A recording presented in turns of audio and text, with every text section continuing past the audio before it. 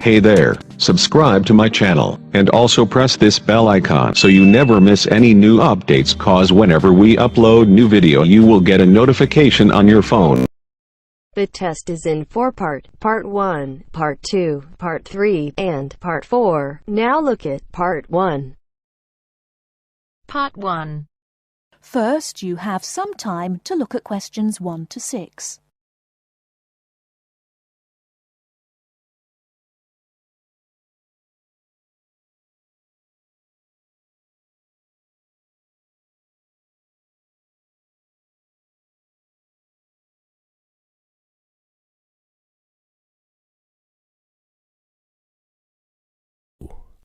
So, what was it like in your school then, Lynn?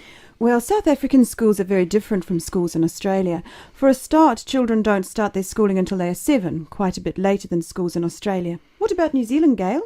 We're more like Australia. I can't believe children don't go to school until they are 7. When do the parents get any free time? Well, there's still the availability of kindergartens or play schools. It's just that formal education doesn't start until later. I don't think it's such a good idea for children to have to be too academic at such a young age. They should be able to just enjoy themselves. Well, yeah, but the first school children go to isn't really very academic. It's just an opportunity for children to learn a few basic social skills by playing and learning with other children. Yes, I'd agree with that. I guess being so close, Australian and New Zealand schools must be similar then. Well, I suppose they do share a lot of similarities, but there are also some differences. For example, children in New Zealand go through intermediate school, but in Australia there's only high school. That's right, isn't it, Pat? Yeah, I think so. What about South Africa, Lynn? Do you have an intermediate or high school? Oh, high school. And now the difference between Australian and New Zealand education is that although both countries have state schools and private schools, our private schools are very often run by religious groups, whereas New Zealand schools are secular. That's not true. There are quite a few religious schools in New Zealand. Oh, okay, maybe we are similar. Only a few South African schools have any religious connection, so I guess we're different. Most people go to state schools. Pat, is it true that some people from your country don't have to go to school at all? Well, that's partly true. Because of the geography of Australia, there are a lot of children who do not have access to schools, at least on a regular basis. Instead, they have a form of correspondence education, where the lessons are actually on the radio and the students send their work in by post. That way they get a lot of what they would if they were in the classroom, apart from the interaction. In New Zealand, not all students have to go to school either. Some parents have opted for homeschooling. Oh, is that like correspondence teaching? We don't really have that. Well, we do have correspondence schools, but homeschooling is different. With homeschooling, the parents teach the children and set them homework. They have to present a syllabus to their local education authority before they can do that, but it is becoming a more popular choice for some parents. I suppose it also suits parents' own commitments. I mean, they don't have to worry about collecting their children from school, and they can always teach over the weekend or in the evening if they want to. Is the school day normally quite long then? Not in New Zealand, but I think it can be in Australia. Yeah, that's right. I think Australia is unusual in that there are extracurricular activities which you have to go to. Before you hear the rest of the conversation, you have some time to look at questions 7 to 10.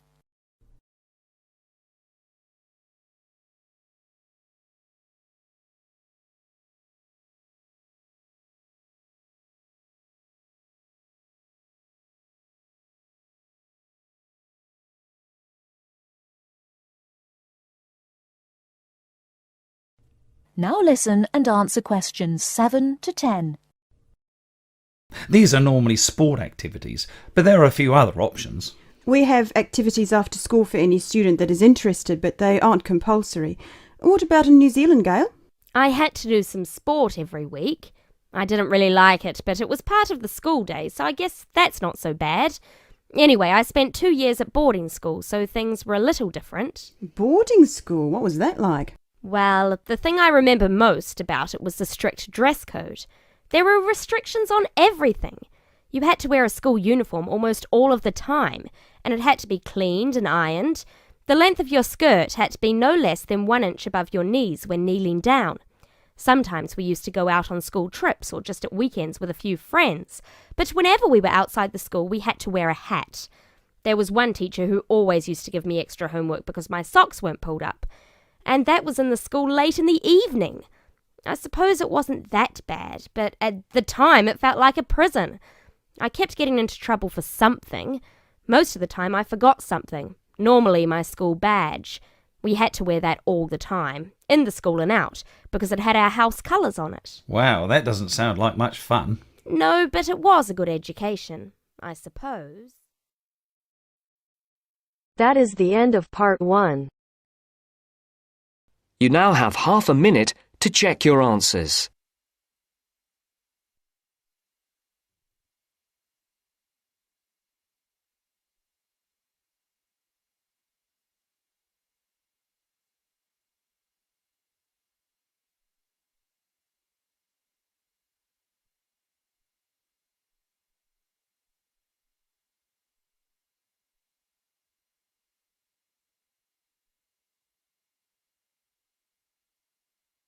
Now turns to part 2.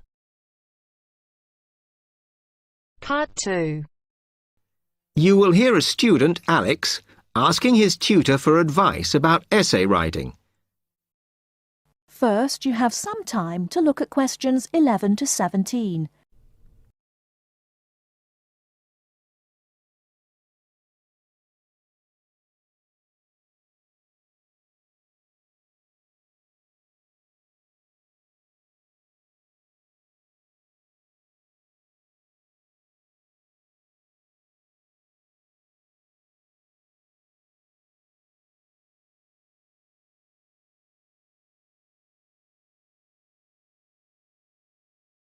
Now, listen carefully and answer questions 11 to 17.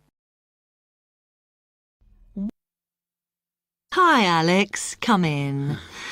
I gather you wanted some help with writing essays. Yes, I'm finding this first term difficult, and I'm worried about the assignments we have to do for January. Well, let me see if I can help. You shouldn't panic about it, because essay writing is a very straightforward process, really. What it involves is organising the information that you want to include. You shouldn't have more than you can easily manage within the word count. Make sure you haven't got too much or anything irrelevant. You need to look at that and work out what you need and what you don't need before you start. And then you just have to think about how you're going to put forward your argument. Oh, that sounds very straightforward when you put it like that. But I'm worried I haven't got the necessary skills for writing an effective essay because English is my second language. Well, perhaps you misunderstand the skills you need. You need to be able to analyse your data, and then I would say the skills of interpretation and expressing yourself are important. Perhaps it's this last one that bothers you, but the more essays you write, the more you will develop these skills. Yes, and I don't quite know how to improve at that. Though, as you say, I know practice will help. And I need to make sure I've got everything ready before I start. Yes. What is vital to good essay writing is preparation. So make sure you build in enough time to do the research you need. Are there any other sources I can use to help me with essays? Yes. You should go to the library and look through the reference section, because there are books that focus on the style we use in academic writing, and those will help you a lot. The other thing that you should think about is what happens when you've actually written your essay. Too many students just complete their work and hand it in, whereas what you should be doing is making sure that you edit it as thoroughly as possible. Oh, yes, that's a good idea. Then I'd pick up any mistakes and also see if it reads logically. Exactly. The other thing is, again, what a lot of students do is get their essays back, look at the marks, then just file it away. They don't realise that if they checked it through and looked at what the tutor had written, then they can learn from their old essays. Yeah, I can see that's a good idea. So, is that okay? You can always come back to me. Before you hear the rest of the talk, you have some time to look at questions 18 to 20.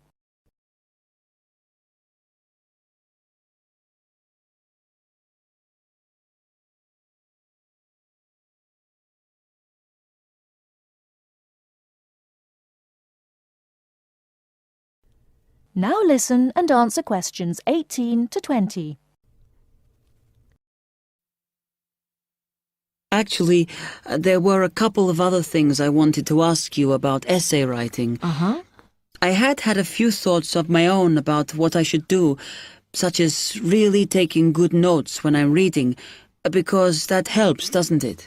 I think it improves your knowledge rather than your actual writing. But one tip I can give you is to try and not read too much. Otherwise, you end up including irrelevant material in your essay. Remember to stay on task. Yes. Sometimes I have problems interpreting the questions correctly, or the whole question seems overwhelming to me. What I try to do is highlight the key parts and divide it into smaller chunks so I can manage it. Well, you might find it useful to break it down even further by making sure you understand all the words perfectly before you start. Things like assess or comment and such like. Yes, I see. Sometimes, after an objective analysis, the question actually asks you for a subjective opinion. But you must remember to support your arguments if that's the case. One final comment I can make is about using your own words. You must try to do this as far as possible. You're expected to summarise what you've read, not just string together a list of quotations. In fact, you shouldn't have too many. Just use them where it's really important. Okay, thanks. Do you read other students' essays when you've finished? No. Why? Is that a good idea? Well, you can confuse each other, so I'd advise against it. But it's up to you. Okay. Thanks very much for your time.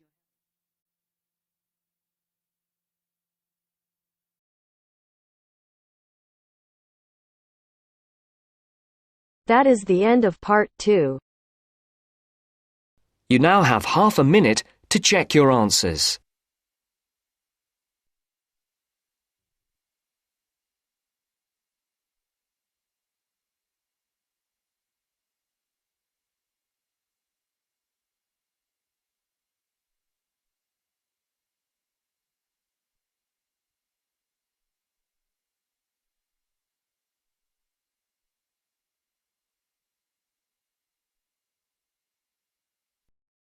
Now turns to part 3.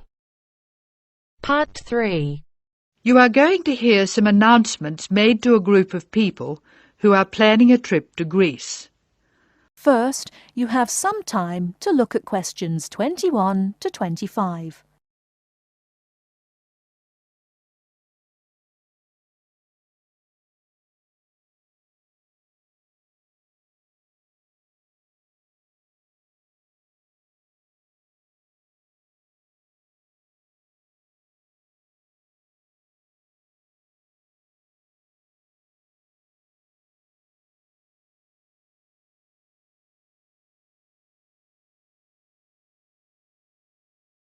Now listen carefully and answer questions 21 to 25. Good morning, everyone. I'm getting very excited about this trip to Greece, and I'm sure you are too. As you know, we didn't have all the details at our last meeting, but I can give them to you now. We'll leave London Gatwick Airport on British Airways next Wednesday. Please be sure to be at the airport by 6:30. I know it's early, but our departure time is 8:25 a.m. We're quite a large group and we don't want to have any hassles. Please be sure to have all your travel documents ready. We'll arrive in Athens at 2:25 in the afternoon and there'll be a vehicle there to meet us. It'll be a full-sized coach so everyone can travel together. We'll spend 3 full days in our hotel in Athens, although we're only being charged for 2 nights accommodation, which is good news. The second day we'll go to the National Archaeological Museum to see the enormous collection of ancient Greek works of art, antiques, statues, a brilliant display. We'll eat out at a typical Greek restaurant on Thursday night. It's going to be a very busy time in Athens. Friday morning and afternoon we'll visit historic sites, but we have nothing planned for the rest of the day. On Saturday we're off to the islands, the Greek islands of ancient myth and modern romance. Now the big news. At first we thought we'd take the ferry, but we've been very lucky to secure a sailing boat, which is big enough for all of us. I'm really excited about this part of the trip because we'll see the islands to the best advantage and we'll be able to cruise around and sleep on board. We'll get off at different islands and for one part of the trip we'll have people playing Greek traditional music actually on board with us. Now I'll pass out a brochure with all the details. First, you have some time to look at questions.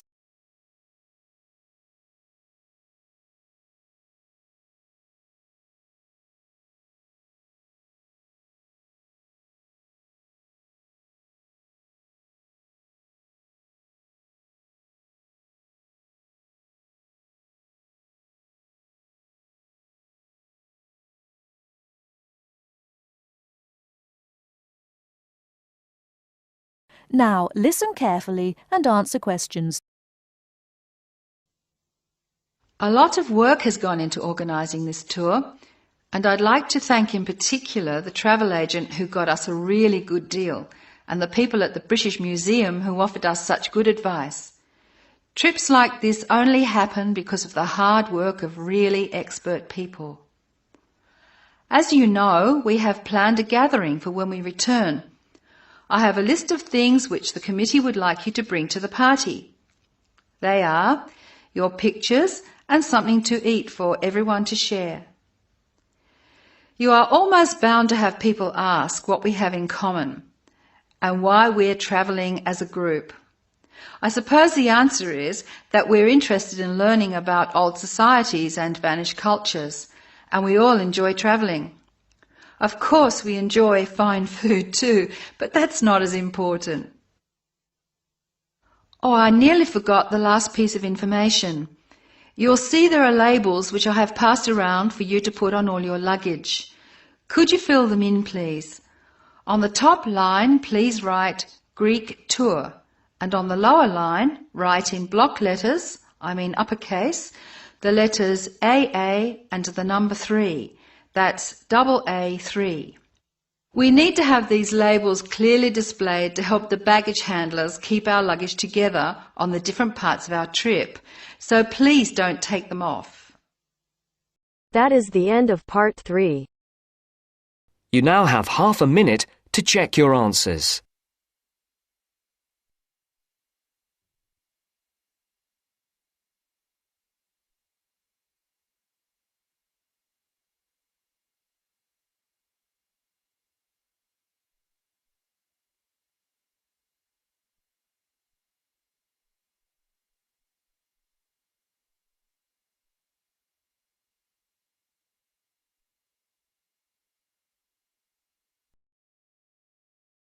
Now turns to part 4. Part 4. You'll hear a programme on the city of Brisbane. First, you have some time to look at questions 31 to 40.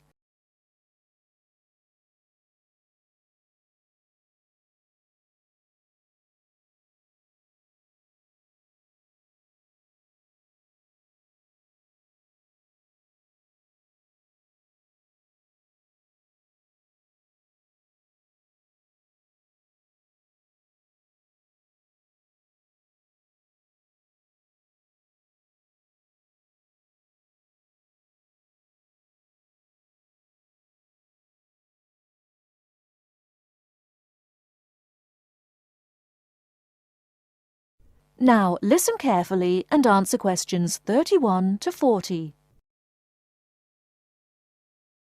Today in our Around the World program, Mr. White is going to recommend a charming city to you, Brisbane. Good morning, ladies and gentlemen. Have you ever been to Brisbane? Well, if you are looking for a mild climate, a relaxed atmosphere, and a lot of culture, Brisbane might be the place for you. Its sunny cafes and offshore islands attract surfers and sun lovers, but it is also the arts capital of Queensland, with many museums and art galleries. This thriving artistic setting mixes well with Brisbane's beach town atmosphere. Together these two qualities make Brisbane a very desirable place to live. No wonder since 1980 over 500,000 Australians have moved here. Brisbane is now Australia's third largest city. English settlers living in Australia established Brisbane in 1842. At that time, more than 100,000 Aboriginal Australians were living in Queensland. As the settlers discovered Queensland's resources, more and more of them moved in. Regretfully, the settlers drove the Aboriginal Australians from their lands. By 1859, Brisbane had grown into a prosperous city. In 1988, the world watched as Brisbane hosted the World Expo. This international fair showcased new technology, but it also showed off the city of Brisbane to the world. Brisbane also hosts a wide range of events year-round. In April, everyone can enjoy a few laughs at the Comedy Festival, and movie lovers will enjoy a film festival that takes place every August. For 2 weeks in September, there is an outdoor festival of the arts. In October, a music festival draws a large crowd. And in January, you can see Brisbane's most bizarre event. You may be surprised to hear that. The annual cockroach races. That's right, people really do train and race cockroaches. Brisbane's nice climate and compact design makes it easy to explore on foot. Follow the golden arrows in a footpath around the city centre.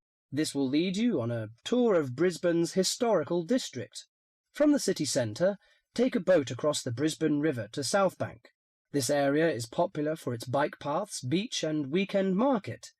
Hundreds of artists display their wares at this market. It's a great place to pick up some interesting handicrafts. Well, I think what you must be interested in is the unique native animals. Yes, you shouldn't visit Australia without seeing its trademark animals, the koala and kangaroo. The Lone Pine Koala Sanctuary has both. It is located just outside the city centre in beautiful parkland. You can hold one of the park's 130 koalas or feed the kangaroos. Another quiet refuge from the city is Mount Coot-tha, about 8 kilometres from Brisbane. On a clear day, it offers spectacular views of the city. It also has hiking trails and beautiful gardens. Along the Brisbane River, a sunset cruise is also very relaxing. The areas around Brisbane are impressive. A coastal drive south of Brisbane will take you along the Gold Coast. This famous coastline boasts some of Australia's best beaches. Stradbroke Island is another easy day trip from Brisbane. A cliff on the island called Point Lookout offers a great view. From there you can see dolphins swimming below. Brisbane Forest Park, to the north of Brisbane, is a great place for hiking and camping. These great getaways, along with Brisbane's own laid-back charm, make this city an ideal place to visit.